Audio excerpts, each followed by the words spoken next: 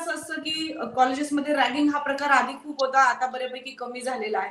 पण स्वतःवर आत्मविश्वास नसणं याच्या बरोबरीनं मुलांवर एक दडपण असतं की हे सगळं मी कसं हाताळणार आहे. कारण जसं एक मूल शाळेत जातं तेव्हा ते घरातल्या वातावरण त्याचं बदलतं आणि तो शाळेत जातो. तसं बऱ्याचदा 12वीतली मुलं ही इंजिनिअरिंगमध्ये गेली म्हणजे अचानकपणे मोठी होतात असं होत नाही. तो टप्पा असतो रूळ खडखडण्याचा. या सगळ्यामध्ये मुलांनी तयारी कशी केली पाहिजे आणि तीही ऍडमिशनच्या आधी त्याची तयारी नक्की काय केली पाहिजे? जेणेकरून एक हे सगळं स्मूथ होईल. हे ट्रान्झॅक्शन जे आहे ते स्मूथ होऊ शकतं. त्यासाठीच प्रयत्न करायला पाहिजे. एक आहे की तुम्ही आता एक क्वेशन विचारला की रॅगिंग. आता माझ्या माहितीनुसार किंवा माझा एक्सपिरियन्स जो आहे, स्टुडंट आताचे तसे खूप लकी आहेत, की कंप्लीटली रॅगिंग फ्री एन्व्हायर्नमेंट आहे. असे बरेच नियम झालेत किंवा एवढे रिस्ट्रिक्शन आहेत, की इट्स इम्पॉसिबल. म्हणजे मी तर म्हणेन, की सेकंड इयरचा विद्यार्थी फर्स्ट इयरच्या विद्यार्थ्याची रॅगिंग घेऊच शकत नाही. जर झालं तर उलटं होण्याची शक्यता आहे. आणि मला वाटत नाही, की फर्स्ट इयरचे विद्यार्थी ते काही करतील. त्यामुळं विद्यार्थ्यांनी या दडपणामध्ये राहू नका, की कुठे घेतल्यानंतर कुणाच्या आयक्यू माहितीनुसार रॅगिंग असते वगैरे. रॅगिंग बिलकुल नसते. फक्त इथं तुम्हाला काय करायचंय, की ॲट द अर्लिएस्ट इथल्या वातावरणाशी मॅच व्हायला पाहिजे. कारण आपण ज्या कॉलेजेसमध्ये ॲडमिशन घेतो किंवा ज्या वर्गामध्ये जातो, तिथं साधारणतः 60 टू 70 विद्यार्थी असणार आहेत. कदाचित 70 हे 70 वेगळ्या प्लेसवरनं आलेले असणार आहेत. तर ॲज अ स्टुडंट म्हणजे विद्यार्थी म्हणून तुम्ही काय ऑब्झर्वेशन करायला पाहिजे, की पहिले 1-2 दिवस तुम्ही क्लासमध्ये गेल्यानंतर थोडं बघा ना. एखादी विद्यार्थी क्लासमध्ये एंट्री कसं करतो? तो क कसा बोलतो? कसा चालतो? किंवा अ, तो टाईमवरती येतो का? टाईमवरती जातो का? किंवा काही प्राध्यापकाची उत्तरे देताना तो किती चांगल्या पद्धतीनं देतो.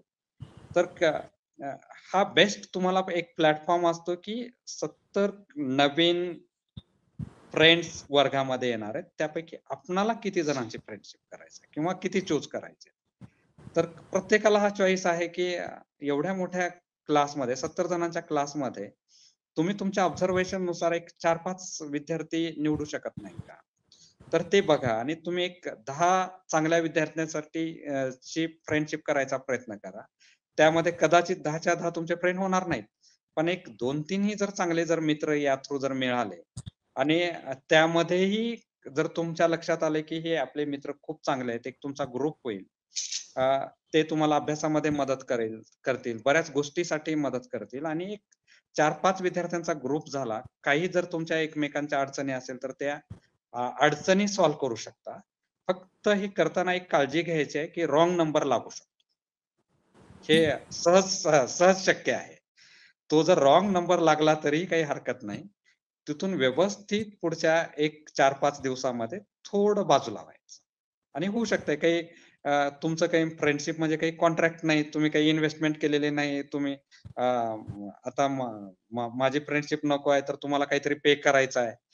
असं काही नाही.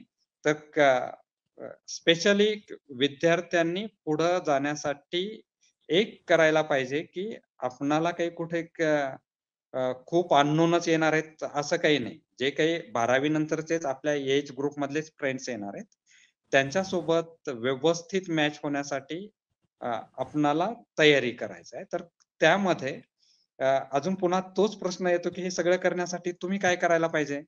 की तुम्ही सगळ्यात जाऊन अगोदर सगळ्यात फर्स्ट वर्क क्लासमध्ये बसायला पाहिजे. हे बसलं पाहिजे. ऑब्झर्वेशन कधी करू शकता, की क्लासमध्ये एखाद्या जिथून सगळे विद्यार्थी एंट्री करताना दिसतायत. अ, काही हरकत नाही.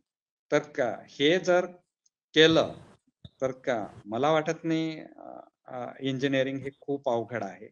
आणि आता तुमच्या माहितीसाठी सांगतो, की विद्यार्थ्यांनी खूप टेन्शन घेऊ नका, की इंजिनिअरिंग हे खूप अवघड सिलेबस आहे, इट इस इम्पॉसिबल असं नाही.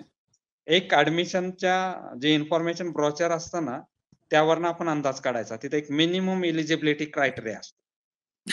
ओके. 40% पी-सी-एम हं. हा मिनिमम. तिथं म्हणजे तुम्ही कॅटेगरीचाही विचार करू नका. a student who is having marks 120 in physics, chemistry and mathematics can do engineering. तर तुमचे तर निश्चित ऍडमिशन घेताय म्हणजे तुमचे मार्क्स त्यापेक्षा जास्त असणार आहेत. Means you are competent enough. हा जर कॉन्फिडन्स घेऊन जर तुम्ही एंट्री केली वर्गामध्ये किंवा इंजिनिअरिंगच्या प्रथम वर्षामध्ये, तर I don't feel that you will be facing any difficulty.